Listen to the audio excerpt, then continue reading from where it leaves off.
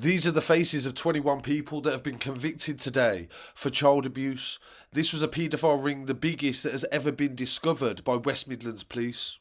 There were 7 victims and the abuse was described as abhorrent and cruel and lasted for almost a decade. And what is also interesting is that this case has taken 7 years for the investigation and also the trials that have taken place to come to a conclusion. It's the biggest investigation of this kind for West Midlands Police, and some of the victims were younger than 12 at the time of their abuse. Reporting restrictions were put in place during the third trial that ended on the 5th of April, and 3 people have been convicted and 21 people will be sentenced at a later date. The first trial started in January and the second trial ran from September to January this year, convicting a further 9 defendants. The child abuse came to light in 2017 when the police started an operation called Satchel. Officers began working with social services and they tried to safeguard children that were at risk.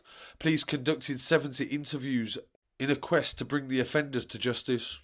Detective Chief Inspector Paul Driver said this has been a challenging and complex investigation and it is the biggest that we have ever conducted.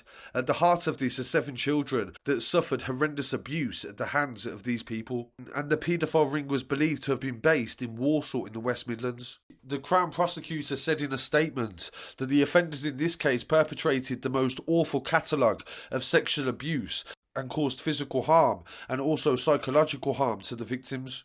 Sally Hodges, who is from the Walsall Safeguarding Partnership, said, "The courage and bravery of the children and young people in this case should be commended, and our collective thoughts are very much with them and their families rebuilding their lives." But what they didn't say is how these people came into contact with all of these children, and obviously this could help to be able to educate people on ways to try to protect your children from becoming victim to child abusers. And this is also a reminder as well that predators are not based on race as well, but this just shows you that everybody is capable in every race of being a paedophile. There is no basis or any reason as to why you will be more of a paedophile just based on your race. In some other news coming from Sheffield, 3 brothers have been charged with sexual offences against children in the Mearsbrook area. The sexual offences were investigated by the National Crime Agency's Operation Stovewood. Amir Elias, 39 years old, has been charged with 20 offences, 12 counts of rape and 3 of indecent assault.